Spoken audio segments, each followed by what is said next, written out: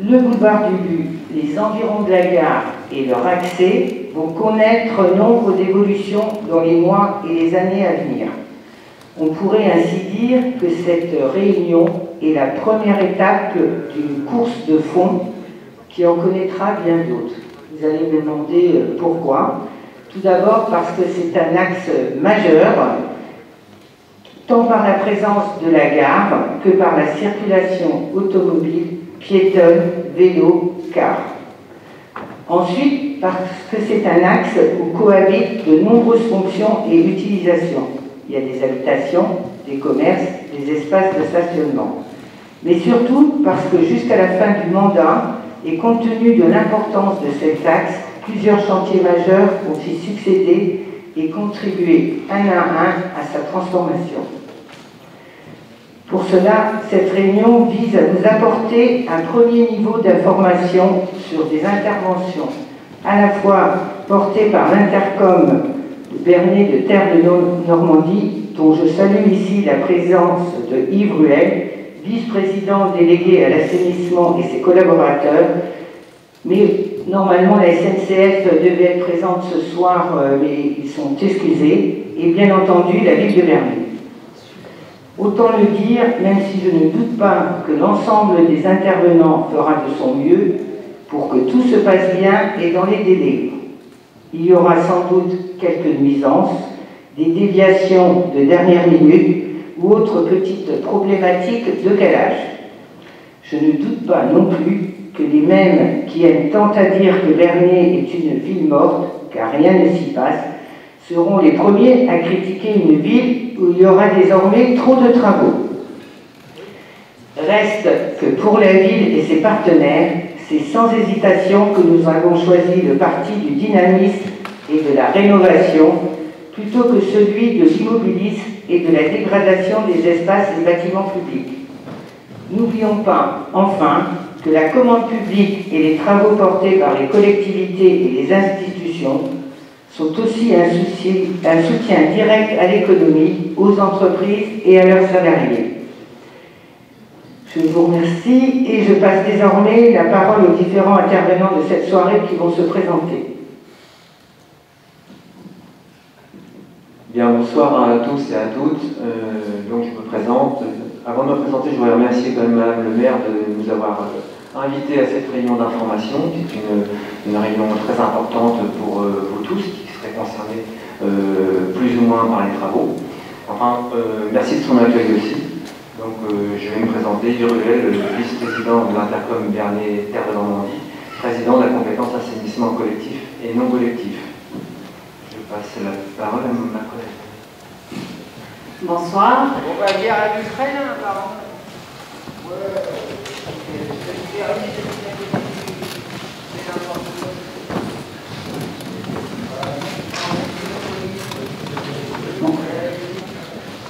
Bonsoir, donc Anne Menet, je suis responsable de l'unité assainissement collectif au sein de l'Intercom Bernet Terre de Normandie. Bonsoir, Léa Séguillot du bureau d'études Verdi. Je suis maître d'œuvre sur l'opération de renouvellement de réseau. Bonsoir, Pierre Dibéa, maire à la ville de Bernay. Frisson de directeur du pôle d'aménagement durable du territoire de la ville de Bernay.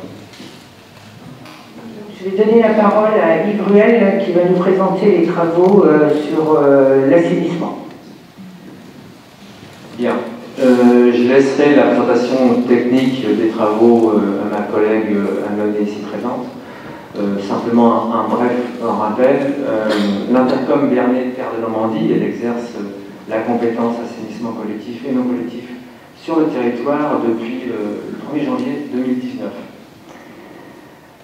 L'ensemble des infrastructures sur notre territoire sont composées de 16 stations d'épuration, dont des stations endroitives, des stations à laminage naturel, des stations en filtre planté de roseaux. On a 195 km de réseau gravitaire et de refoulement, et enfin 80 postes de refoulement. L'Interco a préparé un plan pluriannuel d'investissement pour une période de 10 ans. Et pour faire ce PPI, on a utilisé 3 critères prioritaires. Alors, le premier critère était les opérations ou les travaux qui étaient prévus, pour lesquels nous avions des injonctions ou des mises en demeure de la part des services de l'État et notamment de la part du préfet. Le deuxième critère était les travaux qui avaient un fort impact environnemental, les travaux qui étaient concernés par la sécurité et les travaux pour lesquels nous avions des subventions de nos partenaires habituels qui sont le département et l'agence de l'eau. Et enfin, la priorité numéro 3 était le reste des travaux. Donc l'ensemble de ce PPI, 70% des travaux sont qualifiés par la priorité numéro 1 et numéro 2. Donc les travaux que l'on va parler ici ce soir sont de priorité numéro 1. Enfin, l'ensemble du PPI représente 23 millions d'euros. Donc la ville de Bernay avait commencé à s'atteler au travail par le biais d'un diagnostic réalisé entre 2014 et 2016. Nous avons continué ce premier travail démarré et intégré l'ensemble des travaux sur la ville de Bernay dans notre PPI sur la période de 10 ans. Donc la réunion de ce soir concerne la première tranche pour laquelle il y aura 4 tranches. Et en fait, l'ensemble des 4 tranches représente 5 millions d'euros environ. Voilà. Je remercie à nouveau Madame le maire de nous avoir invités et je passe la parole pour la partie plus technique et plus proche de vous à Madame le maire. Merci beaucoup. Donc effectivement, la ville de Bernay a réalisé un diagnostic de réseau entre 2014 et 2016. Alors qu'est-ce qu'un diagnostic de réseau ? En fait, c'est une étude qui vise à mettre en évidence les problèmes sur le système de collecte et de mettre en face des solutions pour y remédier. Donc, il y a eu 3 grands problèmes rencontrés. Donc, déjà, une dégradation avancée des collecteurs. Si on regarde les 3 photos qui sont présentées en bas du diaporama, sur la photo de gauche, vous constatez un effondrement de canalisation. La photo du milieu, une belle fissure. Et sur la photo de droite, différentes perforations de la canalisation. En deuxième point, il y a un apport important d'oclaves parasites d'infiltration. Donc en fait, pour vous donner un petit ordre de grandeur, par temps sec, la station d'épuration reçoit 1500 m3 jour. Sur ces 1500 m3 jour, il y a 500 m3 jour d'oclaves parasites. Alors c'est quoi les oclaves parasites? C'est les eaux de nappe. C'est les eaux en fait qui gorgent nos sols et qui arrivent à s'infiltrer dans les réseaux. Et enfin, le troisième désordre constaté, c'est une capacité hydraulique insuffisante de certaines canalisations. Alors, ces défauts structurants peuvent occasionner des risques d'effondrement de canalisation, ce qui peut générer des bouchages de canalisation, et qui dit bouchage de canalisation, dit débordement au niveau de la rue et des problèmes d'évacuation, voire des remontées chez les abonnés. Au niveau des apports d'oclaves parasites, en fait, si on ne touche pas, si on ne répare pas les défauts structurants, en fait, on aura de plus en plus d'apports d'oclaves parasites. Et ces apports d'oclaves parasites, en fait, génèrent des surcoûts d'exploitation, donc des surconsommations énergétiques et des coûts de réactifs. Donc, comme vous l'aurez compris, il est nécessaire d'effectuer les travaux de réhabilitation. Donc, d'une part, pour assurer la bonne gestion patrimoniale des infrastructures, donc ainsi limiter les désagréments pour les abonnés et limiter et maîtriser les coûts d'exploitation. Sur le plan réglementaire, les services de l'État veillent à ce que les systèmes d'assainissement n'aient pas trop d'oclaves parasites dans leur système. Donc, dans le cadre du renouvellement de l'autorisation de rejet de la station d'épuration en septembre 2018, la police de l'eau nous a émis à une obligation de réduction d'oclaves parasites de l'ordre de 50%, et ce pour le 31 décembre 2022.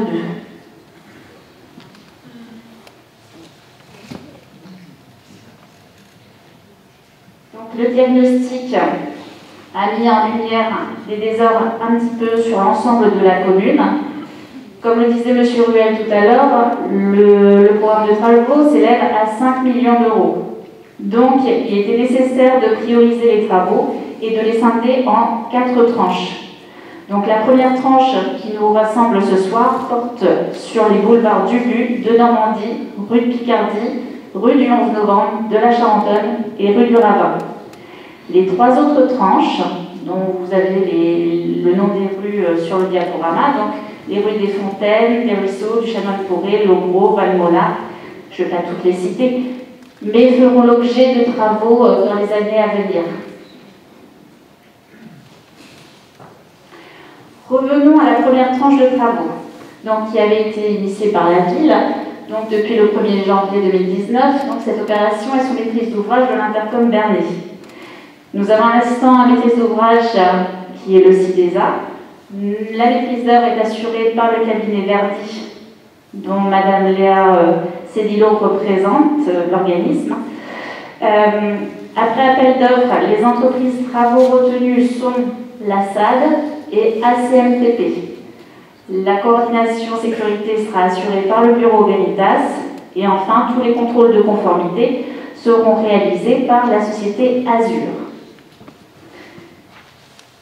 En termes de coût de l'opération, le coût global à ce jour de l'opération est de 2 223 705 €, dont 1 997 000 € de travaux. Bon. Le contexte étant placé, je vais passer la parole à Madame Léa Cédillo afin de pouvoir évoquer le phasage et l'organisation du chantier. Donc, comme Madame Levé l'a dit tout à l'heure, la tranche 1 comprend donc le boulevard du But, le boulevard de Normandie, la rue de Picardie, la rue du 11 novembre et la Charentonne. Pour optimiser les travaux, de manière à ce que la circulation soit le moins impactée, et vous également, on a réfléchi à optimiser les travaux en 3 phases différentes. Donc une première phase qui va partir de la station d'épuration jusqu'à la rue de Picardie. Une deuxième phase qui commence par la rue du Ravin jusqu'au boulevard de Normandie, jusqu'au bas du boulevard de Normandie, et seront également effectuées en simultané rue de la Charentonne et rue du 11 novembre. Et ensuite, on enchaînera sur le boulevard du But. Donc, au niveau de temporalité, la première tranche, donc les travaux se feront objectivement de mars à septembre. L'objectif est de commencer à la mi-mars pour toute la première phase et de finir fin août, début septembre. Bien sûr, voilà, les travaux, on sait que parfois il y a des aléas, mais aujourd'hui, on est là pour maintenir les délais. Donc voilà. Au niveau du planning, on vous a un peu plus détaillé la première phase, c'est celle qui va impacter un petit peu plus au niveau des activités, notamment l'école de musique, le secours populaire. Donc voilà, on vous a mis au niveau de ces activités-là combien de semaines on pense qui auront un léger impact. Et, voilà. Ensuite, vous avez la phase donc, boulevard de Normandie, rue du 11 novembre et de la Charentonne qui se feront en simultané. Et on finira par le boulevard du But, donc à partir de la fin juillet. Mon objectif aujourd'hui, c'est de vous présenter en quoi vous, habitants de Bernay, vous allez être impactés pour ces travaux. Donc au niveau de la phase 1, donc de la station jusqu'à la rue de Picardie, on compte plusieurs impacts. Bien sûr, notre but, c'est de les limiter. Donc, au niveau de la rue de Picardie, la route sera barrée, maintenue pour les riverains, bien sûr. Vous aurez accès le week-end au niveau de la circulation. Il sera interdit de vous garer donc, de 8h à 17h. Pour les riverains habitant rue de Picardie, l'objectif, c'est de sortir vos voitures avant 8h pour être le moins embêtés et de revenir après 17h. Voilà. Bien sûr, l'accès à vos habitations sera maintenu. Au niveau des travaux, l'entreprise met tout en place pour sécuriser les tranchées. Donc là-dessus, il n'y a pas de souci. Au niveau des ordures ménagères, comme la route est barrée, malheureusement, au niveau des camions poubelles, c'est difficile de les faire passer. Donc on prévoit de rassembler tout ce qui est ordures ménagères à un point de collecte à l'extrémité de la rue. Donc, sur ça, au niveau des équipes chantier, il n'y aura pas de souci. Si vous avez des questions, vous pouvez bien sûr vous rapprocher d'elles pendant le chantier.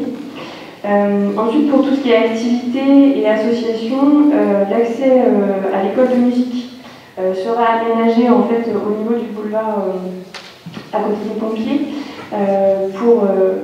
quand la route de Picardie sera barrée, bien sûr, vous ne pourrez plus accéder à ce côté-là. C'est pour ça qu'on aménage un accès pour permettre aux enfants, bien sûr, d'accéder à l'école en toute sécurité. Et bien sûr, le maintien des collectes de distribution du secours populaire et des restos du cœur sera bien évidemment maintenu. Au niveau de la rue Picardie, on a souhaité travailler en coordination avec la ville de Bernay pour réaliser des travaux d'eau potable. Donc voilà, les travaux d'eau potable seront réalisés en tranchées communes, ce qui limitera ainsi l'impact et surtout le temps de travaux. Voilà au niveau de cette phase 1. Au niveau de la phase 2, je propose de commencer avec le boulevard de Normandie et la rue du Ravin. C'est là où on a le moins d'impact. Au niveau de la circulation, le boulevard étant large, la circulation peut être maintenue dans les deux sens. Bien sûr, les voies seront rétrécies, donc on vous demandera beaucoup de vigilance. Les équipes travailleront, il y aura des pelles, il y aura des camions, donc forcément ça demande une vigilance de votre part, ça demande une vitesse un petit peu plus réduite sur cet axe-là, mais en tout cas la circulation est maintenue dans les deux sens. Au niveau des ordures ménagères, il n'y a pas de souci pour les services de passer, donc elle sera maintenue comme à son habitude. Toujours pour continuer sur la phase 2, donc on réalisera la rue de la Charentonne et le 11 novembre en simultané du boulevard du But. Au niveau de ces rues-là, malheureusement, elles sont très étroites. Donc comme la rue Picardie, les travaux se font en route barrée. Donc pour les riverains, pour les habitants de cette rue-là, ce sera les mêmes consignes malheureusement que la rue Picardie. Donc accès les stationnements interdits entre 8h et 17h, accès aux habitations bien sûr piétonnes maintenues, et les week-ends pour les voitures, le matin tôt et le soir à partir de 17h. Pour les ordures ménagères, même principe, on organisera des points de collecte aux extrémités des rues pour assurer le ramassage des ordures. Et on sait qu'au niveau de la rue de la Charentonne, il y a énormément d'écoliers qui passent par là pour aller récupérer le bus. Donc l'objectif, en fait, c'est qu'on fasse les travaux pendant les périodes scolaires. Donc voilà, c'est ce qui a été prévu pour limiter la gêne à ce niveau-là et pour permettre aux enfants d'être en sécurité le temps d'aller rattraper le bus. Et au niveau de la phase 3, donc le boulevard du But. Le boulevard du But, donc comme le boulevard de Normandie, c'est un axe qu'on sait très passager. Donc on a souhaité maintenir les deux voies de circulation, donc elles seront rétrécies. On nous demande encore une vigilance par rapport à votre vitesse et par rapport aux équipes qui travailleront. Le ramassage des ordures également est maintenu. Au niveau du parking de la gare, il y a un peu de place qui seront occupées par l'entreprise SAD pour l'implantation de leur base vie. Donc on espère que ça vous dérangera pas trop pour le stationnement de la gare. Bon, le parking est grand et puis on ne prend pas beaucoup de place. Donc ça devrait aller. Pour la mission locale, bien sûr, elle reste ouverte. Aujourd'hui, on réalise un forage au niveau des deux bras de la Charentonne. Donc c'est pas, je veux pas rentrer trop dans la technique, mais il y aura un gros trou normalement devant le bâtiment. Bien sûr, tout sera mis en sécurité. L'accès PR de la mission locale sera maintenu, donc il n'y a pas de souci à vous faire là-dessus. Et au niveau du bus, on ne passe pas en fait au niveau du boulevard du But à proprement parler devant la mission locale, donc l'arrêt de bus sera maintenu également. Tout ce qui est transport sera maintenu. Donc là-dessus, vous ne devriez pas être trop impacté. Donc voilà. Donc merci à vous de m'avoir écouté. Je vous donne la parole peut-être à Anne, à M. Ray. Oui, je vais repasser la parole à Madame. Donc vous avez entendu les phasages des travaux d'assainissement et la ville de Bernay va profiter de l'ouverture de tranchées pour aussi remplacer les canalisations d'eau, C'est suite aussi également à l'étude qui avait été réalisée en 2014 parallèle à l'assainissement. Est-ce que vous avez des questions? Des interrogations? Attendez, on va vous donner le micro, on va vous passer un micro.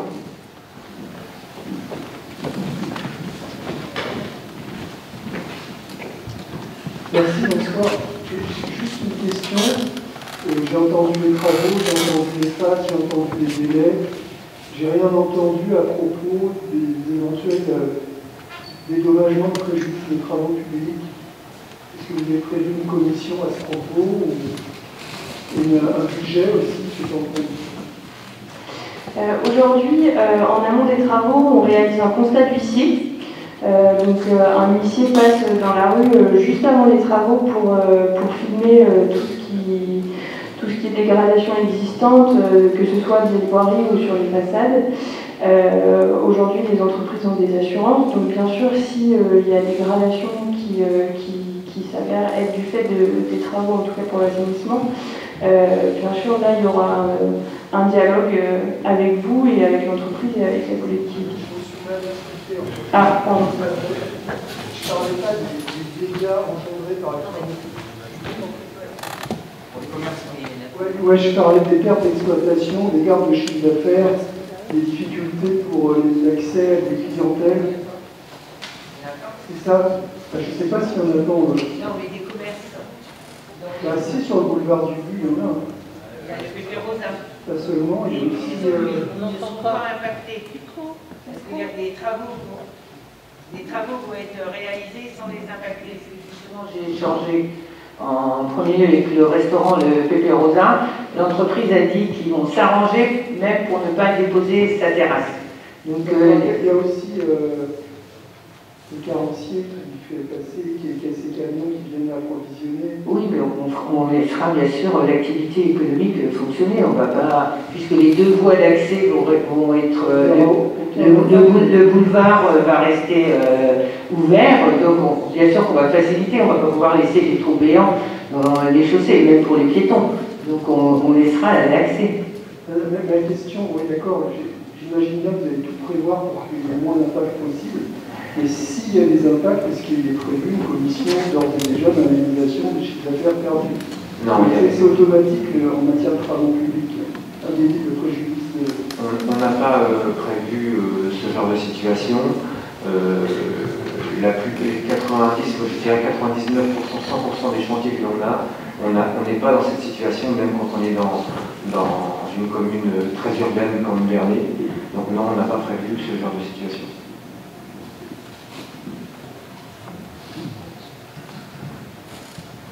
Est-ce qu'il y a d'autres questions? Non? On peut continuer.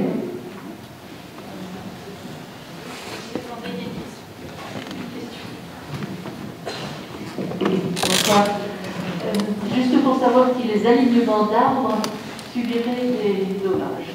Non, les arbres vont rester. D'accord, c'est parfait.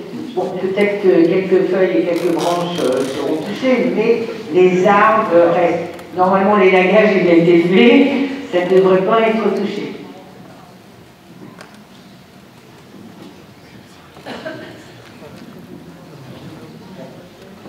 Donc on va continuer avec la suite des travaux sur Place Verdun, surtout le multimodal. Je donne donc la parole à Pierre Dubuis. Merci. Je vais me lever parce que je vois que je n'ai pas de slide devant moi. Et pour savoir de quoi je parle, s'il y a quelque chose qui s'affiche à l'écran. Bon, en tout cas, avec notre arrivée en juillet 2020, on a repris le projet d'aménagement du quartier de la Gare qui,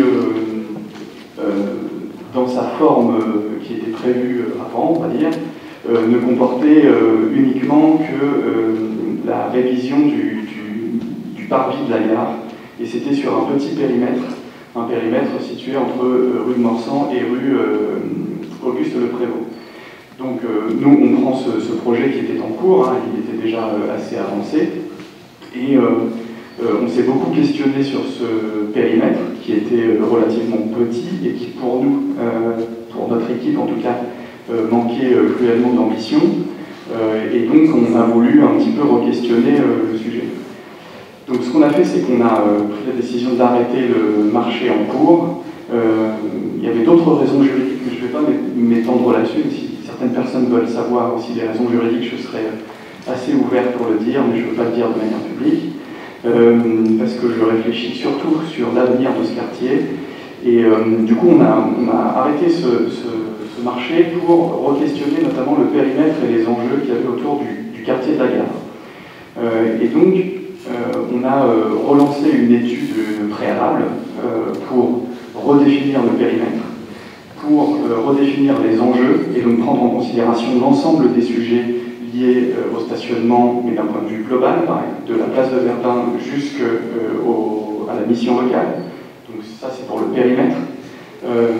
Et on a re-questionné l'ensemble des enjeux autour du stationnement, de la circulation, des bus scolaires, parce que vous savez que c'est extrêmement dangereux depuis des années pour la desserte du lycée Fresnel. La question des espaces publics, comment ils peuvent être un petit peu plus utilisés, un petit peu mieux utilisés, la question de l'intégration de l'environnement dans ces espaces publics, l'intermodalité avec les bus aussi du département, et puis aussi vraiment reconfigurer l'ensemble de ce quartier. Donc c'est un véritable projet urbain désormais. C'est un projet urbain sur 3 hectares. Donc vous avez le périmètre qui est l'addition de la couleur orange, bleu et puis rose. Donc ça reprend vraiment l'ensemble de ce périmètre-là. Et donc, si vous pouvez juste revenir sur la slide d'avant. Et donc après avoir fait cette étude préalable, on a lancé un marché auprès de maîtres d'œuvre pour recruter celui qui va nous épauler pendant près de 4 ans sur ce projet urbain. On ne les a pas choisis, on n'a pas voulu faire un concours, je rentre un peu dans les détails, mais on n'a pas voulu faire un concours parce qu'un concours ça dure trop longtemps, c'est plus d'un an, un an et demi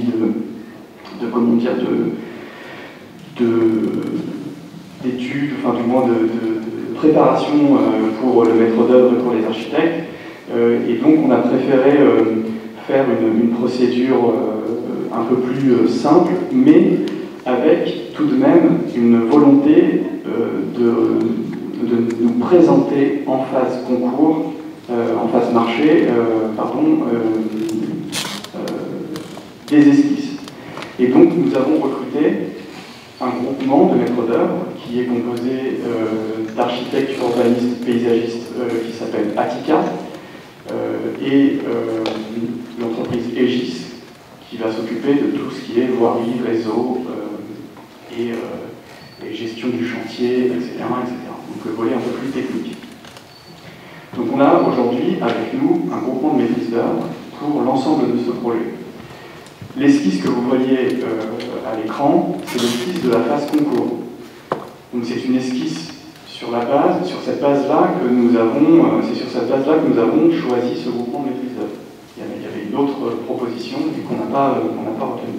En revanche, comme son nom l'indique, c'est une esquisse de phase concours. Et donc après, là on rentre, nous sommes d'ailleurs actuellement dans la phase avant-projet, c'est-à-dire que nous intégrons actuellement l'ensemble des données techniques dont nous avons réalisé des études depuis le début de l'année sur la circulation, sur le stationnement, sur l'état des voiries, est-ce qu'elles sont pas forcément en bon état ou pas, mais surtout s'il y a de la pollution, donc il y a des carottages, etc.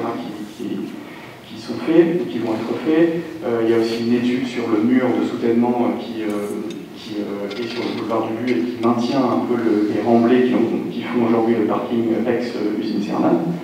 Donc aujourd'hui, nous sommes en train de travailler avec le maître d'œuvre sur l'intégration de toutes ces données. Donc inévitablement, je sais d'ailleurs déjà que cette esquisse va un peu évoluer. Non pas sur son aspect général, mais sur des sujets un peu techniques comme des tours à gauche nécessaires ou un élargissement de voirie ou de l'optimisation en matière de dire, de places dédiées aux bus scolaires, les données de stationnement également qui sont en train d'être prises en compte. Donc il y a vraiment tout un volet technique qui est en train d'être mis dans la machine de leur esquisse qu'ils nous ont rendu. Donc voilà sur les grandes lignes de ce projet. Est-ce que vous pouvez passer à la slide d'après, s'il vous plaît? C'est un projet d'aménagement qui, je ne suis pas sûr, alors bon, j'ai 33 ans, mais je ne suis pas sûr d'avoir vécu un projet urbain aussi important, d'envergure, on va dire, sur 3 hectares à Vernet.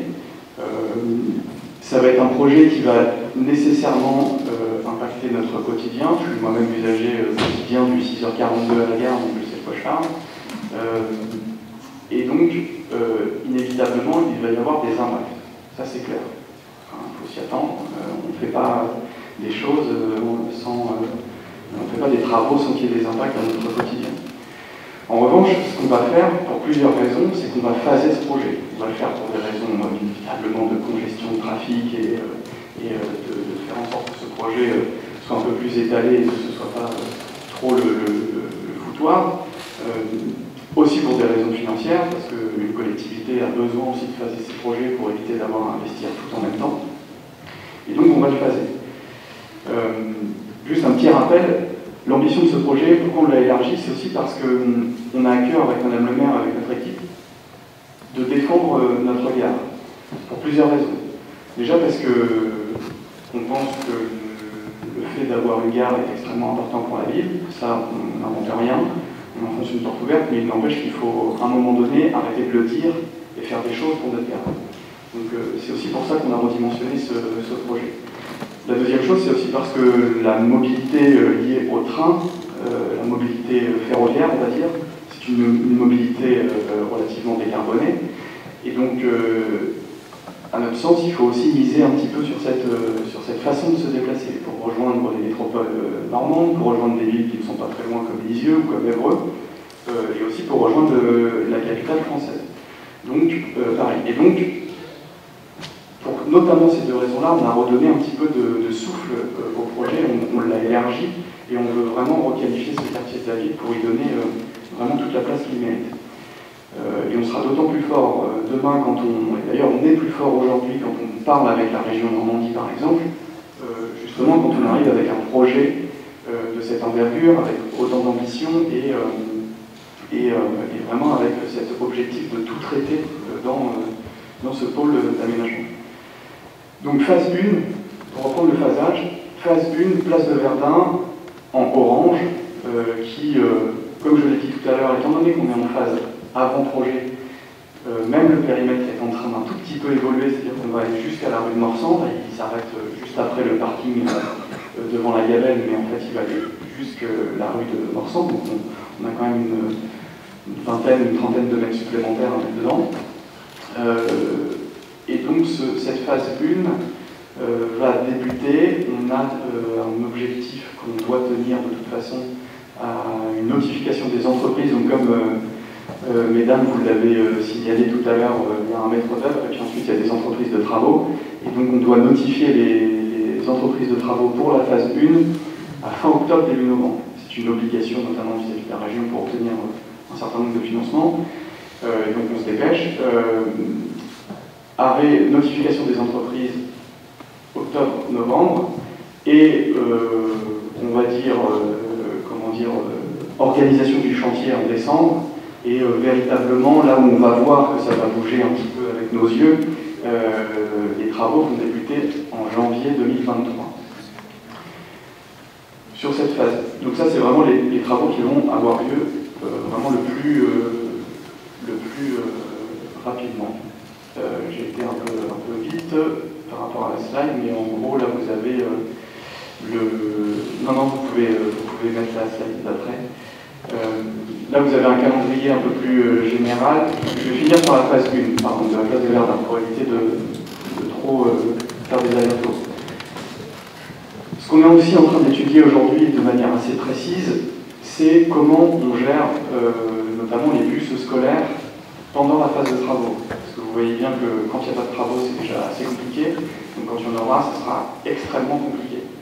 Donc, ce qu'on est en train de faire avec l'intercommunalité de la région Normandie, c'est de réfléchir à comment dire, faire un dépôt, une décharge et une recharge, exactement, merci Madame le maire, une décharge et une recharge hors de la ville, notamment potentiellement certainement au Parc Expo, pour qu'il y ait une réduction du nombre de bus déjà qui arrivent sur la place de Verdun. Parce qu'aujourd'hui on a une bonne vingtaine de bus aux mauvaises heures. L'objectif c'est de descendre à moins de 10 bus, notamment avec les charges, les recharges et les décharges des enfants au niveau du Parc Expo. On réfléchit actuellement, c'est en cours parce qu'on est en train de travailler sur ça, notamment à la mise en sens unique de la route Kléber-Mercier permettant aux bus scolaires de faire descendre les élèves du lycée Fresnel en toute sécurité. C'est une piste de réflexion, je la partage déjà ce soir, mais c'est une piste de réflexion pour être transparent sur la sécurisation du dépôt des élèves au lycée Fresnel. Donc je vous l'ai dit, travaux janvier à septembre 2023 sur cette place de Verdun. Je reviens juste un petit peu en avant, je vous prie de m'excuser, mais on a une phase AVP, donc avant-projet, qui se terminera en avril 2022. Je pense courant avril, fin avril 2022. Et on prévoit une réunion publique spécifique à ce projet, potentiellement dans la première semaine d'avril. Donc on n'a pas encore calé la date avec notre maître d'œuvre, et puis aussi avec les disponibilités de salles, etc. Mais on aura une réunion publique vraiment spécifique, dédiée au projet, avec des éléments un peu plus avancés, un peu plus travaillés à présenter, notamment dans les premières semaines d'avril. Ensuite, jusqu'en juillet 2022, il y a l'élaboration de la phase pro, à savoir la phase projet, et donc là on rentre un petit peu plus dans le concret, c'est-à-dire qu'on va savoir quelles essences d'arbres on va planter, quels matériaux on va utiliser, quel banc on va mettre, enfin voilà, toutes ces choses-là, et on aura vraiment aussi des ambiances, c'est-à-dire qu'on va comprendre là où on va être, notamment sur la place de Verdun. Ça va être des projections architecturales qui seront beaucoup plus abouties, et urbaines qui seront beaucoup plus abouties. Donc voilà, ça c'est pour vous refaire un petit point sur la phase étude. Ensuite, sur la phase 1, je vous l'ai dit, la phase 2, on traitera le parvis de la gare et le parking ex-usine Cernam, où là il y a un gros enjeu que nous sommes en train de traiter sur de garder une bonne fluidité de circulation avec des pauses minutes, avec des places dédiées aux personnes à mobilité réduite inévitablement, c'est réglementaire de toute façon, des places dédiées au vélo, c'est réglementaire également, et puis traiter aussi le sujet du parking paysager pour le rendre beaucoup plus agréable qu'aujourd'hui. Moi qui dépose ma voiture tous les matins à 6h42, je suis assez pressé que ces travaux arrivent. On voit rien, il y a des trous, il n'y a pas de place pour les piétons, c'est assez désagréable. Donc ça sera réglé en phase 2 avec des travaux prévus de janvier à novembre 2024. Et enfin, on terminera par la phase 3 sur le boulevard du But, donc de la rue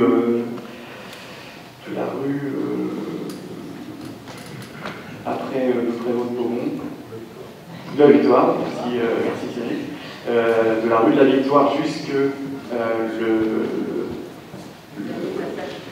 dernier passage souterrain pour passer sous la voie verte et regagner la prairie de la Charentonne. Pourquoi on va jusque-là? Notamment pour assurer la liaison avec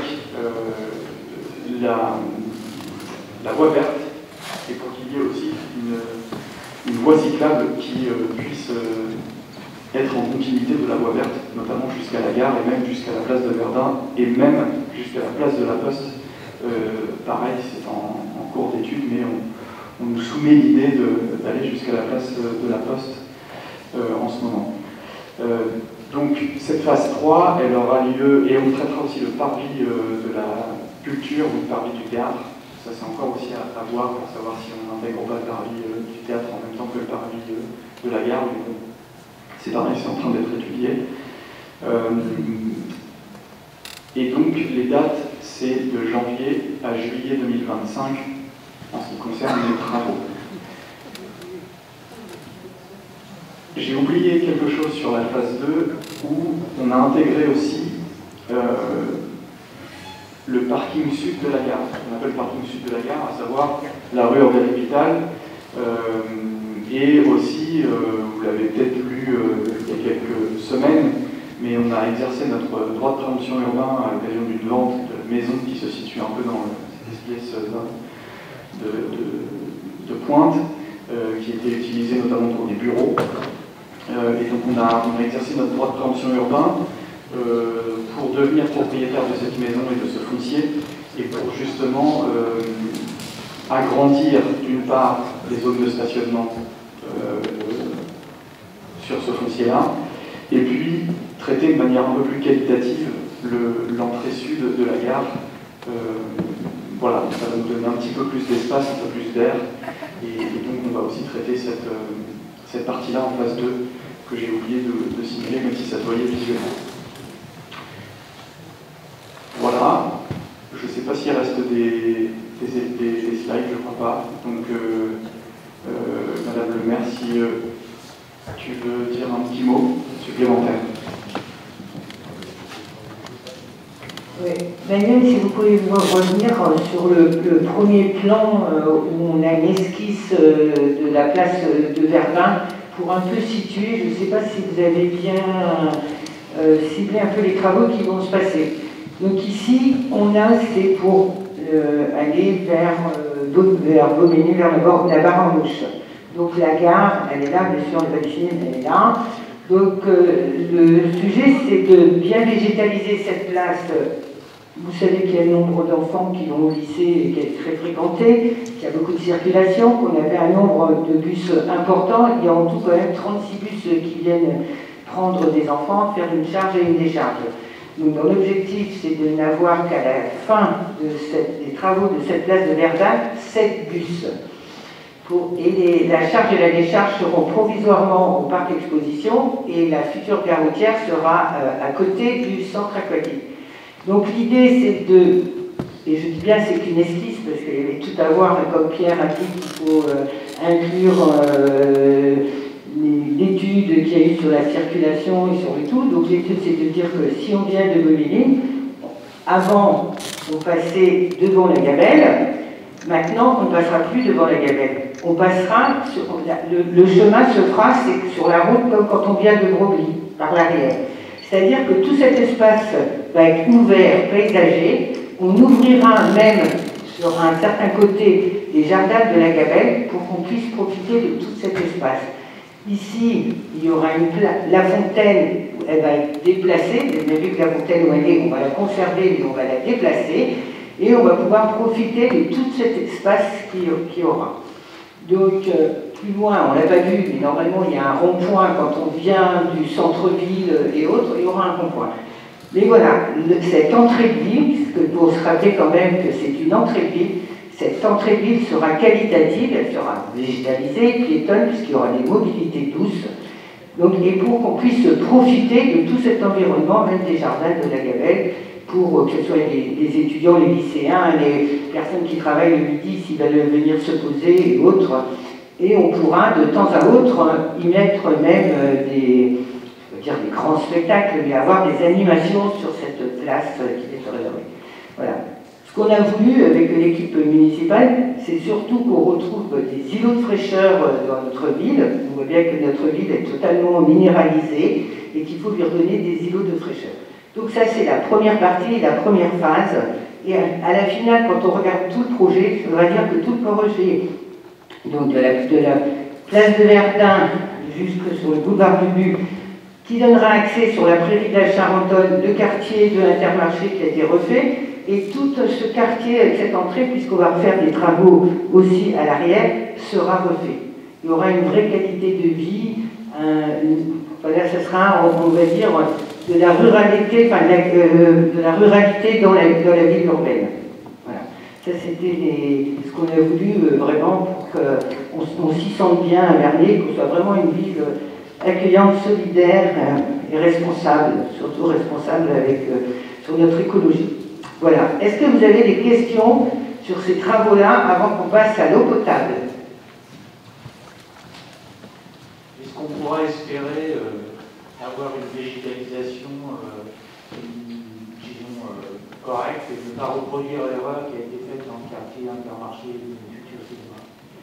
Donc dans Intermarché, la végétalisation, il y a des arbres qui ont été replantés, il y a des arbres qui ont été coupés. Je comprends l'agacement des Berniens sur la coupe de ces arbres, mais il fallait quand même qu'aujourd'hui, vous savez que quand on refait des trottoirs, il faut qu'on fasse au moins des trottoirs à minimum 1,20 m de large. Donc on ne peut pas laisser des trottoirs avec un arbre au milieu. Non, c'est juste parce qu'on aurait un projet avec beaucoup d'arbres, effectivement, donc peut-on espérer qu'on ait au moins des arbres qui...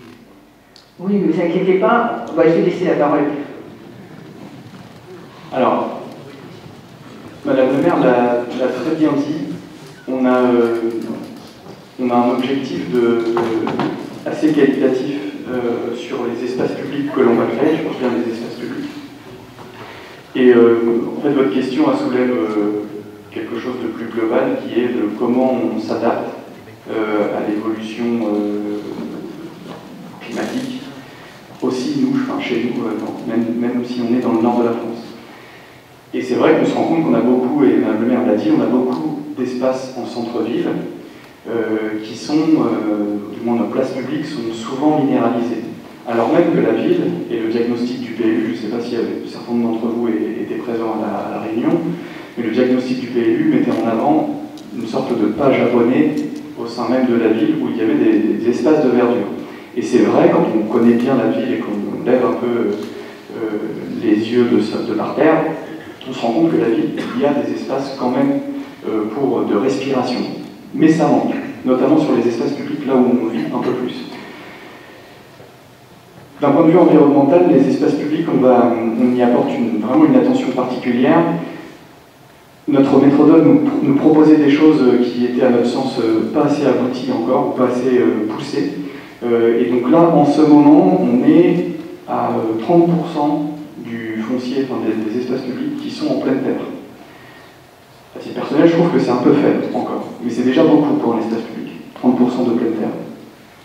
Donc, je vais encore pousser un petit peu le maître d'œuvre sur ces sujets-là. Il y aura de la plantation, il y aura des essences qui sauront s'adapter à des périodes de forte chaleur que l'on nous prédit et qui vont arriver. Donc inévitablement, il y aura une dimension paysagère extrêmement importante sur les espaces publics. Et c'est pour ça qu'on a retenu cette esquisse, parce qu'il y avait notamment ce point de vue, ou du moins ce principe, cette ambition et ce parti pris. Et j'ajouterais que nous, on a ajouté aussi une autre ambition qui n'a aucune valeur juridique, mais on va tout faire pour que le projet soit labellisé HQE aménagement, haute qualité environnementale aménagement. Ça n'a aucune valeur juridique, mais c'est juste pour démontrer, ou du moins valoriser l'ambition environnementale que l'on veut mettre dans ces espaces publics. Et donc, on est en train de voir avec M. Duez et avec notre maître d'œuvre pour comprendre un petit peu les critères de ce label HQE aménagement pour essayer d'entrer dedans et de faire en sorte que notre projet soit labellisé HQE aménagement. Donc voilà, j'espère avoir répondu sur les sujets environnementaux, et s'il y a d'autres questions.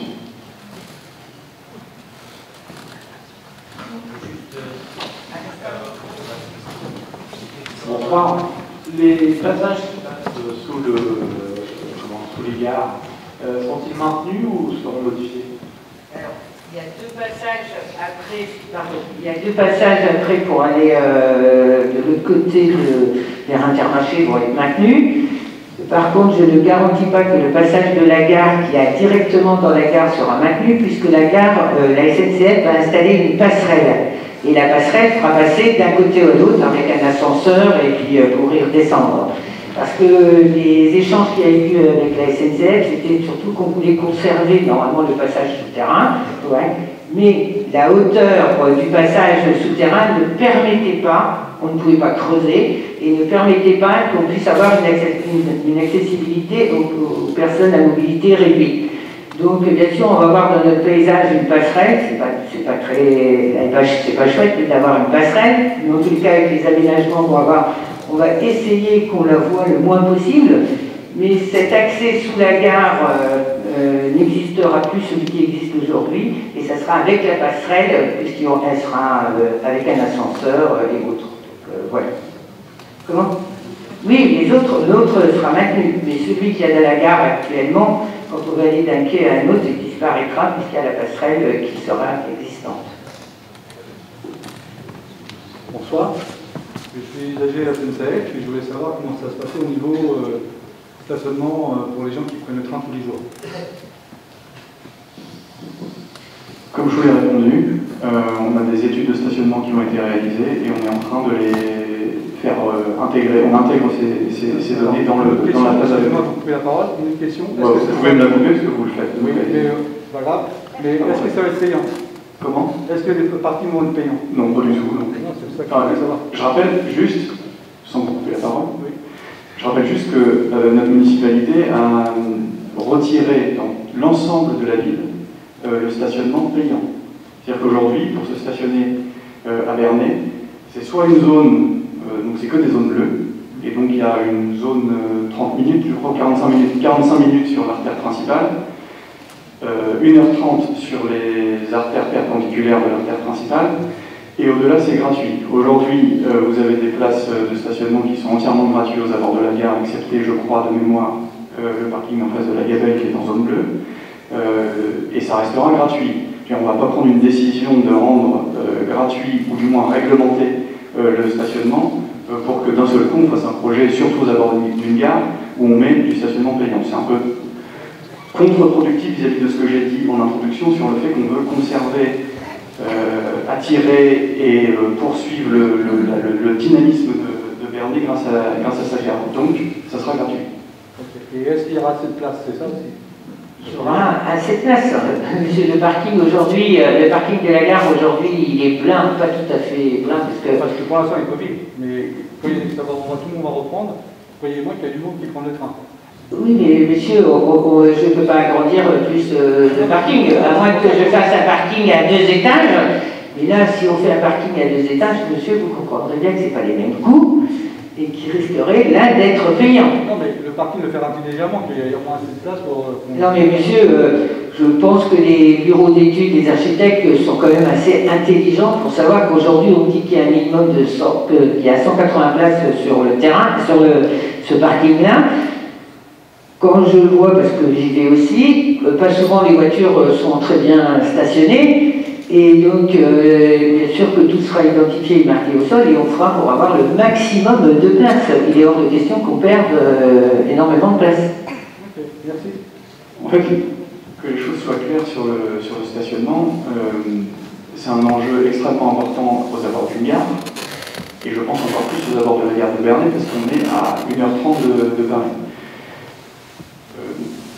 Ce parking, il est effectivement saturé, même aujourd'hui, hein, il est saturé à 10h du matin, pas tous les jours, le lundi notamment il n'est pas saturé, mais il est saturé une bonne partie de la semaine, même si quand on va assez loin quand même, il reste une petite quinzaine de places à peu près, grosso modo.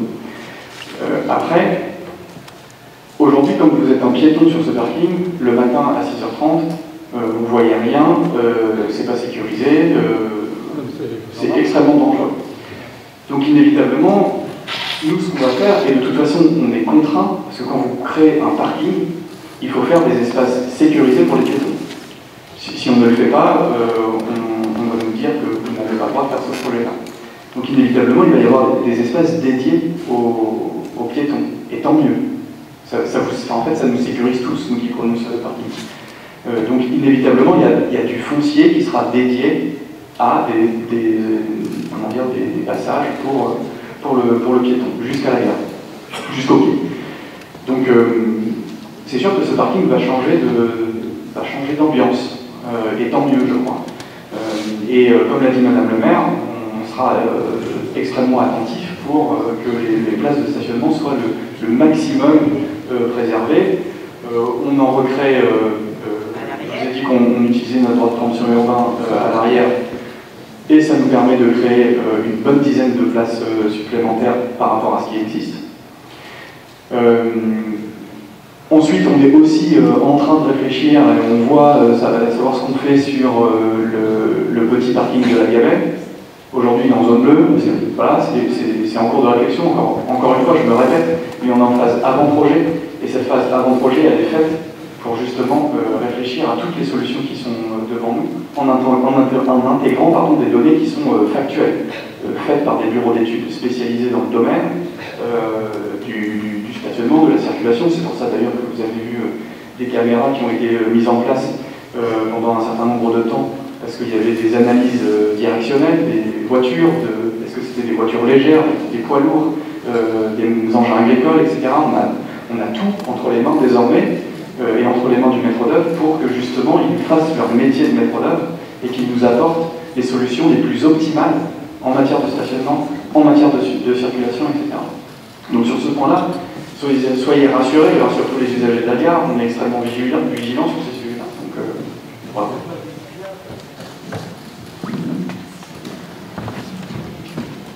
J'ai juste une question. Allez, excusez, on va passer... je vais essayer de parler sans.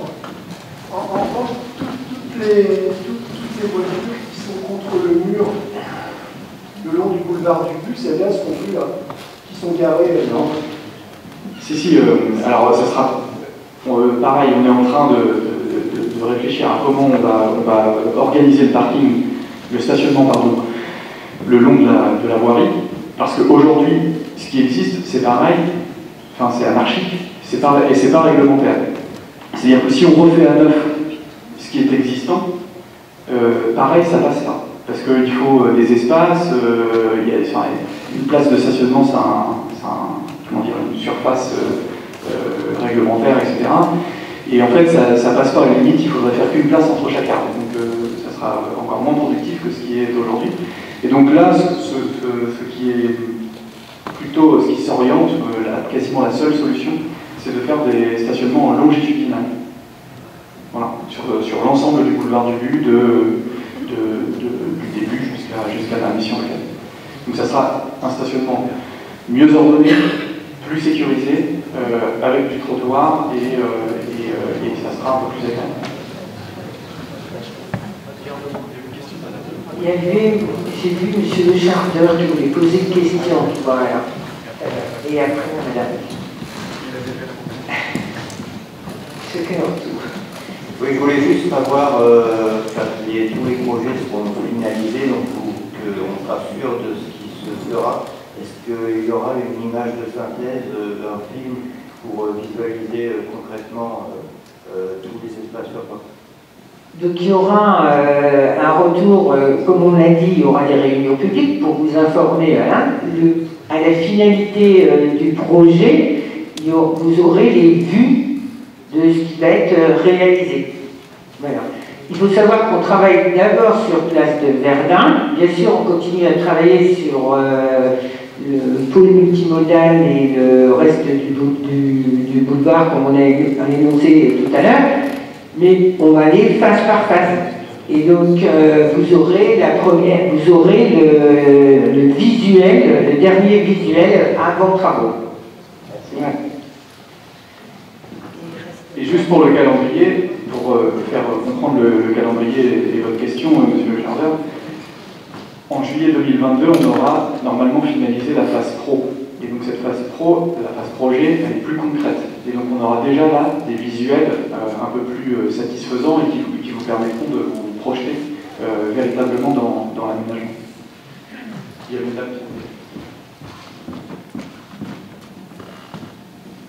Quel va être l'impact sur les horaires de bus scolaires? Et est-ce que vous avez fait des simulations sur les horaires ou est-ce que vous prévoyez d'en faire, sachant que pour rappel, vous avez des enfants au collège qui ont des amplitudes horaires de 12 heures par jour et au lycée de 13 heures par jour. Je répète, je ne pense pas qu'on fasse tous ça. Alors, la compétence scolaire des transports et autres est à la région. Nous, pour faciliter les accès et surtout la sécurité des lycéens, parce que ce sont les lycéens qui vont être impactés, donc comme on vous a dit, il y aura la suppression de tous ces bus, il n'y aura plus que 7 bus qui feront la charge et la décharge des enfants. Oui, excusez-moi, vous ne répondez pas à la question. Si, j'arrive, madame, pour vous expliquer. Donc c'est vrai qu'il y aura un peu de temps de minutes, c'est-à-dire que les bus, quand ils vont arriver, les enfants, il n'y aura que 7 bus qui vont descendre tous les enfants, c'est-à-dire qu'ils n'auront pas à chercher les bus dans lesquels ils vont monter. Tous les enfants vont monter, dès que le bus il est plein, ils montent pour l'instant provisoirement au parc Expo. Maintenant, de vous dire si ça aura un impact sur le trajet, ils sont en train d'étudier, je ne peux pas vous dire oui ou non. Je ne sais pas, je suis incapable de vous donner la réponse, mais bien sûr qu'on intègre cette partie-là. Puisqu'après. Comment informer, au niveau de la simulation, on peut avoir une information et savoir. Oui, on vous donnera le rendu. C'est comme pour après l'impact qu'il y aura au niveau de l'intercom quand la gare routière sera créée auprès du futur centre aquatique. Pareil, il y aura des impacts. Et donc là, on vous rendra les simulations qui auront été faites avec soit le transporteur, dans tous les cas, c'est une étude qui est menée par la région. En tout cas, pour optimiser ça, et si jamais les études démontrent qu'il y a du temps de trajet supplémentaire, ce qui est probable, pour dire clairement les choses, je ne crois pas que ce soit une demi-heure de plus. Je pense que c'est quelques... mais depuis quelques années, ça se dégrade. Et c'est un quart d'heure de plus déjà pour certains, en moyenne le matin, un quart d'heure de plus le soir. Vous avez des enfants qui prennent le bus à 6h30 le matin et qui rentrent chez eux, il est 19h. Donc je conçois que vous-même vous faites des grosses journées, ce sont des enfants. Non, mais je dis pas l'inverse. Le sujet, c'est que de toute façon, il faut qu'on traite la problématique de la place de Verdun. Aujourd'hui, Madame le maire, la région Normandie, ont énormément de chances de ne pas avoir connu de drame sur cette place de Verdun. Et moi, je sais de quoi je parle, parce que moi aussi j'étais au lycée Fresnel, c'était déjà le cas en 2007 ou 2005, et ça s'est dégradé. Et les temps de trajet se sont dégradés. Je ne pense pas qu'on y soit pour quelque chose avec Madame le maire sur la dégradation des temps de trajet. En revanche, nous, ce qu'on veut faire, c'est améliorer la descente, améliorer la recharge, fluidifier les liaisons, etc. C'est aussi pour ça que pendant les travaux, c'est clair qu'à 8 heures, il faudra bien qu'on s'organise avec les entreprises de travaux pour savoir à quelle heure elles doivent débuter le chantier pour que les descentes de 8 heures, un peu avant 8 heures en réalité, parce que je crois que c'est 7h50. Généralement, ils arrivent à 7h30. Pardon, ce qui serait bien, c'est qu'on s'écoute. Parce que. Non, mais je vous réponds, je vous dis, les enfants arrivent à 7h30. Oui, oui. Et donc, ce qu'on va faire, c'est qu'on cherche les meilleures solutions pour que les enfants soient en sécurité et qu'il y ait le moins de temps possible d'ajouter dans la trajet. C'est tout ce qu'on fait. On cherche les meilleures solutions. En fait, moi, ce qui m'inquiète là-dessus, c'est pas votre réponse à vous, c'est ce que vous disiez, c'est que c'est la région. Et la région, elle n'est pas là, elle est où? Et souvent, en termes d'interlocuteurs, on n'a pas de réponse de leur part. La région, elle participe, on organise aussi des comités techniques élargis, et la région est au cœur du projet aussi. C'est un de nos plus importants financeurs, c'est un des plus importants compétents, entre guillemets, parce qu'ils ont beaucoup de compétences, notamment de la compétence mobilité scolaire. Donc en fait, ne vous inquiétez pas, elle est assez regardante et ils travaillent beaucoup sur le sujet des temps de trajet. Ils sont en train de travailler, comme l'a dit excusez-moi, mais ils ne l'ont pas démontré avec les Moravert. Non, mais justement, on n'a pas de réponse. Non, mais attendez, justement, parce que j'ai reçu des associations de parents d'élèves accompagnées de M. Vidal il y a une dizaine de jours, au sujet de ces transports. On est en train encore de réétudier, et j'apporte mes idées, enfin, un peu ma compétence dans le transport au niveau des trajets avec les bus, avec les circuits, puisqu'on voit bien que le fait qu'il y ait des travaux à Clément-Ader, ça perturbe aussi bien l'arrivée des collégiens à Marie Curie, comme surtout la problématique vient des trajets des circuits de bus venant de Cerquigny, Fontaine-l'Allée, c'est ce qu'on a pu constater. Et ils sont en train d'étudier la région avec le transporteur pour faire un arrêt en bas de la rue des Ménages pour ne pas perturber l'arrivée au collège. Donc pour essayer de retrouver des rythmes de trajet comme il y avait auparavant. Là, sur les deuxièmes trajets qu'ils ont fait, on a regagné 10 minutes. Et donc là, il y a encore ils sont en train d'affiner le calcul du trajet pour revenir à peu près au temps d'avant. Mais on ne pourra pas revenir avec des trajets beaucoup plus courts, comme vous dites, d'arriver qu'un enfant part à 6h30 du matin. Évidemment, comme les trajets sont effectués, et quand on va chercher un enfant qui est au bout de notre territoire de l'intercommunalité pour l'emmener au lycée, forcément c'est celui qui part le plus tôt, et le retour il est le plus tard possible. Ce qu'il faudrait aménager, c'est qu'il y ait des bus, parce qu'on voit que sur des trajets, il y a 2 bus, parce que les parents, retiennent des places dans les bus en cas que, si leurs enfants doivent prendre des bus. Par exemple, sur le circuit, le trajet de Brionne, comme la collectivité de Brionne rembourse la carte de transport, les parents réservent les trajets pour les enfants, mais les enfants ne vont pas dans le bus, et donc on met 2 bus à la place. Il y a 2 bus parce qu'on estime qu'il y a un nombre d'enfants important, et fin de compte, les bus ne sont jamais remplis. Donc c'est toute cette étude et c'est tout ce travail-là qu'il y a à revoir pour les circuits de transport des élèves. Voilà. Est-ce qu'il y a d'autres questions? Alors, juste pour ajouter à ça, effectivement, la région, si elle travaille sur le sujet, ce serait quand même bien que les usagers soient associés à ces études et qu'il y ait quelque chose qui bouge, qu'il y ait un groupe de travail qui soit mis en place. Parce que, effectivement, vous avez parlé de la gare en dernier, elle est importante. Il y a des choses sûrement sur lesquelles on peut réfléchir par rapport à l'arrivée de certains lycéens à la gare de Bernay au lieu de prendre des bus. Donc ça, c'est une chose qui pourrait être discutée avec la région, mais ce qui serait bien, c'est que les usagers soient un petit peu impliqués. Vous avez parlé au début de votre réunion d'implication des citoyens. C'est le moment de saisir cette opportunité de le mettre en application. Donc, moi, madame, je sais que vous n'êtes pas responsable, mais vous avez quand même... C'est pas une question de responsabilité, madame. C'est que moi, maire de Bernay, parce qu'aujourd'hui on parle des travaux de la ville de Bernay, moi, maire de Bernay, je n'ai pas la compétence mobilité, compétence transport. La compétence transport-mobilité, elle est de l'intercommunalité, mais en termes de transport de lycéens et de collégiens, c'est la compétence de la région. Oui, j'entends bien, mais... Donc, j'essaie au maximum là, de faire avancer le dossier pour le transport, là, en ce moment qui est perturbé avec les travaux du lycée Clément-Ader. C'est un monsieur où je suis très active sur ce dossier, mais je ne pourrais pas régler, moi, maire de Bernay, la problématique de si la région décide que les enfants de Brionne viennent en train à Bernay, parce que je pense que c'est dans ce sens-là que vous voulez aller, ou de Cerquigny en train à Bernay. Ça, je ne pourrais même pas l'imposer à la région. Non, mais je suis d'accord, mais par contre, peut-être pouvez-vous nous aider à pouvoir accéder aux gens qui sont responsables au niveau de la région qui traitent ces sujets-là, et on n'a pas de réponse. Oui, mais ça, je peux vous aider par contre. Voilà. Ça, je peux vous aider. C'est ça la question. Puis avec plaisir. Merci. Est-ce qu'il y a d'autres questions ?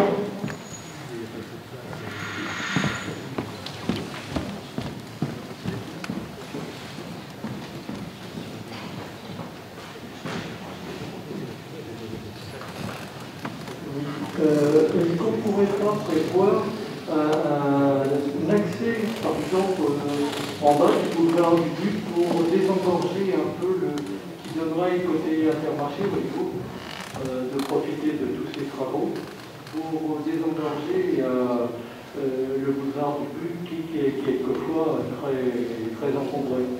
Et ça permettrait de soulager la circulation. Vous voudrez dire que vous voudrez faire qu'on fasse une voie d'accès au-dessus des rails? Au-dessus ou au-dessous Là, là c'est vraiment des gros travaux. Je ne suis pas sûr que SNCF nous permettrait de le faire. Comment je veux dire, il faut se projeter sur 10-15 ans quand même sur ce genre. Oui, mais je pense que pour créer un accès comme ça nous prendrait au minimum 10-15 ans. Mais il semble qu'il y avait une étude, si la mémoire ne me fait pas défaut, il y avait une étude qui avait été faite par M. Quinton à l'époque, dans les années 2004 ou 2005, justement pour créer un autre axe pour libérer justement ce pont. Et il faudrait peut-être qu'on regarde dans nos archives, mais il me semble qu'il y avait eu un refus.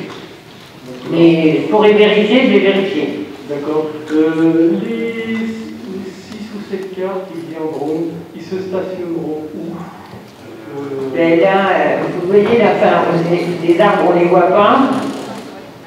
Alors, il y en aura. Là, justement.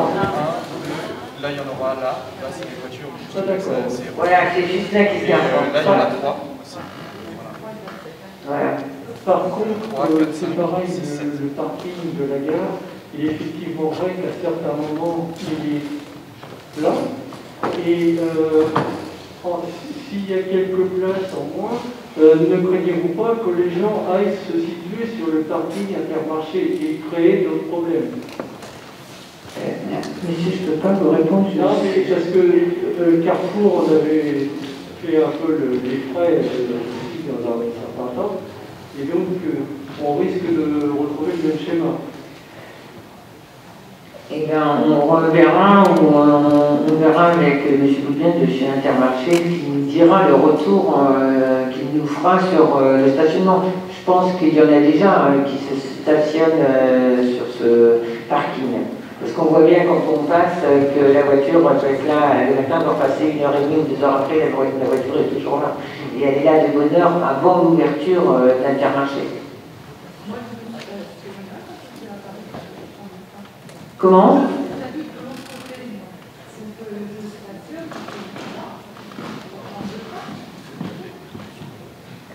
Allez-y, madame, vous parlez pour que tout le monde entende. Je dis que moi, justement, habitant de l'autre côté, de l'autre côté, vous serez directement sur le parking arrière. C'est ça. Voilà. Ah non, dites pas le cinéma fantôme. Le cinéma fantôme, alors le cinéma fantôme va être hanté avant la fin de l'année.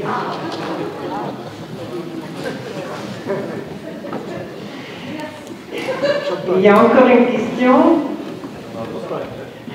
Parce qu'on a encore le sujet de l'eau potable. Oui, simplement, comme vous avez dit que le projet serait un peu étendu, est-ce que vous pouvez revenir sur combien ce projet va coûter? Comment? J'ai pas bien entendu ici. Combien ça va coûter, du coup, vu que le projet est étendu? Est-ce que c'est le prix que vous pensiez au départ, ou est-ce que vu que l'ambition est étendue, comme vous l'avez dit au départ, est-ce que ça va coûter un peu plus cher que prévu? Alors pour l'instant, l'enveloppe budgétaire elle reste la même avec moins les subventions qu'on va percevoir. Donc pour l'instant, c'est la même. Parce que comme on n'a pas eu encore le résultat des appels d'offres des entreprises, je ne peux pas me prononcer sur le coût. L'enveloppe a été estimée par...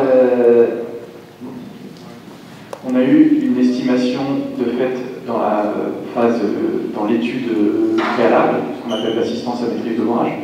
Là, il y a un estimatif qui est assez large. Le maître d'œuvre est aussi en train d'affiner ses estimatifs, et donc estimations, pardon. Et donc ils sont pour l'instant très très proches, si ce n'est, je crois, un tout petit peu en dessous, mais très légèrement, de l'estimation initiale. Pardon. Et vous voulez un chiffre, Nuali? Oui, je veux bien que vous rappeliez. On était aux alentours de... Alors attendez, est-ce qu'on peut avoir taxe et TTC? TTC, on est à 6 millions, entre 6 millions et 6 millions 5. En TTC, hein. Et hors subvention, c'est-à-dire que là, on espère avoir jusqu'à entre 60 et 70% de subvention. C'est-à-dire à peu près 60% de subvention plus le FCTVA qu'on récupère. C'est-à-dire que la collectivité ne récupère pas 20% comme les entreprises, elle récupère 15,66%. Donc on dit toujours que c'est à peu près 60% de subventions données par l'État, le département et la région, complétées par le FCTVA qu'on récupère. Voilà. Merci. À titre d'exemple, parce que c'est le chiffre qui me vient en tête, du montant de la subvention que je connais, pour le pôle multimodal, c'est-à-dire l'espace devant la gare, la région abondera pour 1 500 000 € de subvention. Après, il y a le département qui reprend les routes, tout ça. Et après, il y a la DETR qui est fournie par les services de l'État. On va connaître le montant bientôt, puisqu'il y aura cette commission. Et l'agence de l'eau, pardon, j'oublie l'agence de l'eau. C'est important parce qu'on ouvre la possibilité, on s'ouvre la possibilité d'avoir du financement de l'agence de l'eau, notamment parce qu'on a des niveaux, on espère, on ambitionne d'avoir des niveaux importants de surface désimperméabilisée. Donc les fameuses 30% de pleine terre que j'évoquais tout à l'heure. Donc on a été chercher, enfin on est en train d'aller chercher de l'argent auprès de l'agence de l'eau sur ce sujet-là. Est-ce qu'il y a d'autres questions avant qu'on passe au sujet de l'eau potable? Des questions? Donc, on passe au service d'eau potable.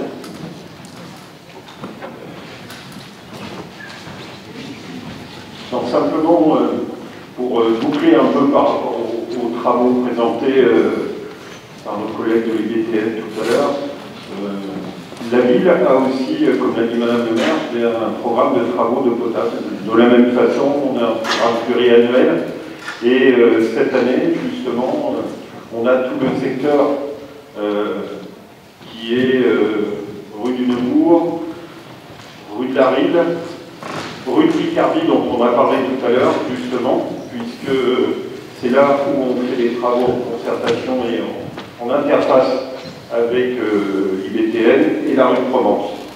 Donc ces travaux-là vont être faits entre le mois de mars et le mois de juin 2022, sachant que c'est à la fois la réflexion du réseau d'eau potable, mais aussi tous les travaux de voirie associés à ces travaux d'eau potable. Et donc l'idée comme ça, c'est progressivement de remettre à niveau le plus possible notre réseau d'eau potable sur la ville, pour surtout améliorer le rendement, puisqu'on a un rendement qui est quand même aujourd'hui assez faible, à cause surtout de beaucoup de fuites.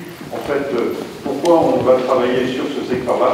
Parce que c'est un secteur où on rencontre beaucoup de fuites d'eau, et notre prestataire Veolia est amené très souvent à venir faire des réparations de fuites dans ce secteur.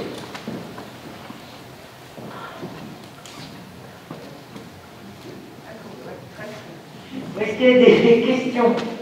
Comme je vous disais tout à l'heure, les travaux, quand on a fait le diagnostic des travaux d'assainissement, il y a eu un diagnostic pour l'eau. Donc pour l'eau, c'est pareil, le montant des travaux totaux de l'eau, c'est 4,5 millions d'euros. Et là, cette partie-là va coûter 630 000 € TTC.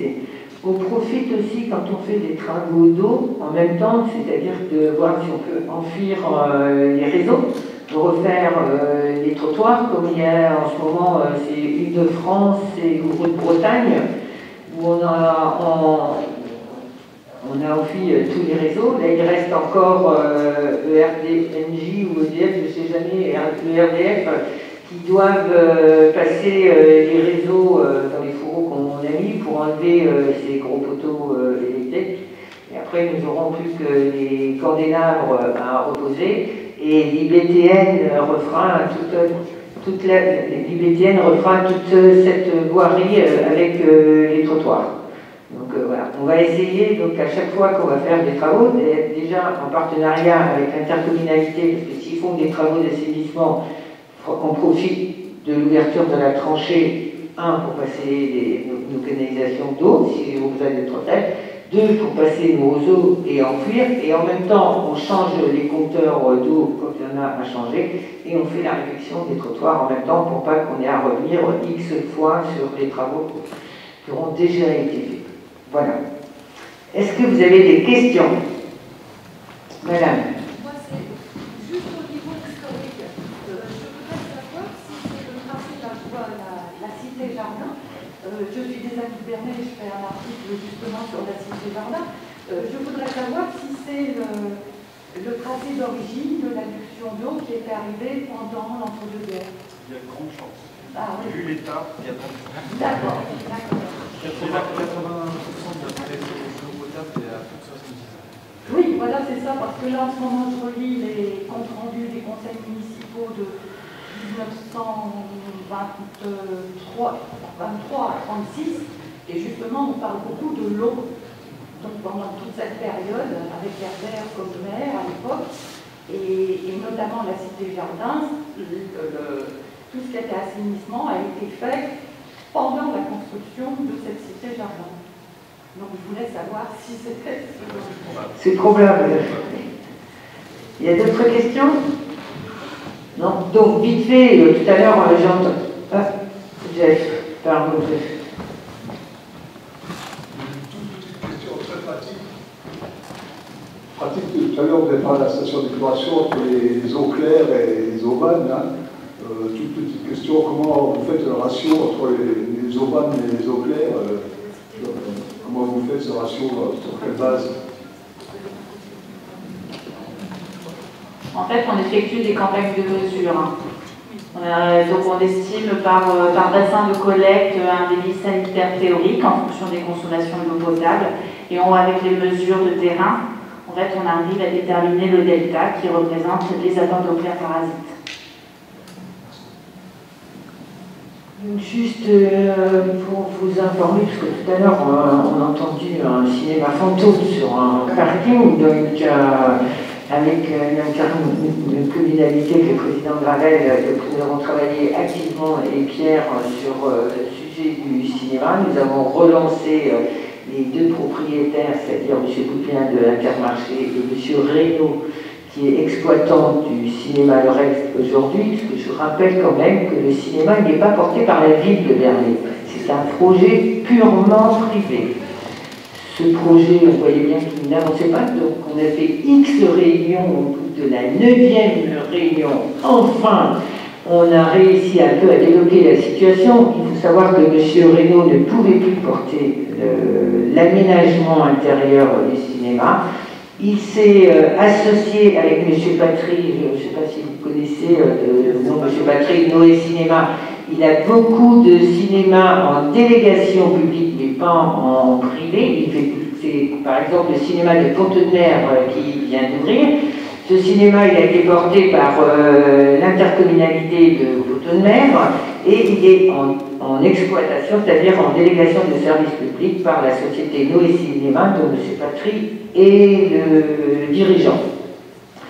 Donc, M. Reynaud s'est associé avec M. Patry. Le cinéma va bien voir le jour. Il doit ouvrir, je ne vais pas vous dire, en septembre, octobre, novembre, en tous les cas, avant la fin de l'année 2022. Effectivement, on a sollicité la région parce que, vous savez, quand vous construisez un cinéma, vous pouvez bénéficier de subventions, même si vous êtes imprimé. Donc on a sollicité de nouveau la région pour qu'ils puissent augmenter leur participation parce qu'il manquait des fonds, tout simplement il manquait des fonds. Le département a augmenté aussi, l'intercommunalité va financer aussi, et nous, Bernay, pour une toute petite partie. J'entends de dire qu'on ne doit pas financer pour des privés et autres, que ce n'est pas possible. Il faut savoir que le cinéma de Pont-de-Mer, c'est 9,5 millions d'euros que l'intercommunalité a porté. Donc ils l'ont mis en délégation de service public, donc ils ont un droit de regard sur tout ce qui se passe dans les cinémas et autres. Là, c'est quand même un projet privé qui est quand même pour le territoire, il ne faut pas oublier, c'est quand même pour le territoire. Effectivement, si nous, collectivités, nous n'y abondons pas, ça ne verra pas le jour. Donc, Monsieur Goudbien, qui je remercie d'ailleurs déjà d'avoir fait ce bâtiment, et parce que les gradins sont aménagés à l'intérieur, il reste tout ce qui est... l'habillage. Comment? L'habillage. Vous voyez l'habillage, voilà. Et donc, il faut quand même savoir que c'était M. Goudbien met ce cinéma à disposition gratuite. Enfin, ces locaux, il a construit 15 ans sans loyer. Donc, il a fait un gros effort. Il manquait encore des finances. Donc, ce dossier va passer devant les différents conseils municipaux, conseils d'intercommunalité pour tout entériner. Donc, nous, les conventions avec nos services juridiques, parce que forcément, il faut quand même qu'on ait quelques compensations ville et intercommunalité, puisque nous allons un peu y abonder, pour avoir soit des réservations de ces salles gratuitement. Il faut aussi qu'ils continuent d'abriter le cinéma africain, enfin le Burkina Faso, enfin voilà. Donc on a demandé beaucoup de compensations. Là, c'est en train de faire des allers-retours entre nos différents services juridiques, parce que c'est des conventions en tripartite, interco, ville et eux-mêmes, et M. Goudbien d'un côté en quatripartite, donc voilà. Donc le cinéma verra bien le jour. Le centre aquatique, vous avez dû voir, il va sortir aussi pour une livraison juin 2025.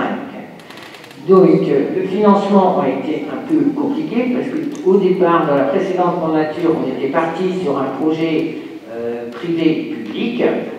C'est très compliqué les montages de CEMOP avec du privé et du public. Là, aujourd'hui, l'orientation de l'intercommunalité, c'est que pour construire ce centre aquatique, qui aura quand même un grand rayonnement intercommunal, je pense que beaucoup de communes comme Lisieux, l'Aigle, Fontaine-Mer, le Bourg environt notre centre aquatique. Donc il a été décidé que c'est les collectivités qui allaient payer l'investissement et l'intercommunalité prendra le fonctionnement à sa charge. Donc c'est un coût qui sera calculé au nombre d'habitants. Le coût au nombre d'habitants peut varier, mon collègue Yves pourra me dire si je me trompe, entre 9 et 12 euros. Voilà, selon les résultats des appels d'offres. Voilà. Donc le cinéma pour la fin de l'année 2022, le centre aquatique pour juin 2025. Bon, peut-être 1er juillet, mais bon, c'est 2025. Voilà. Est-ce que vous avez des questions? Non, plus de questions? Bon, bah écoutez, je vous remercie d'avoir participé à cette réunion. Je vous souhaite une bonne soirée, un bon week-end et à la prochaine réunion publique au mois d'avril. Merci, au revoir.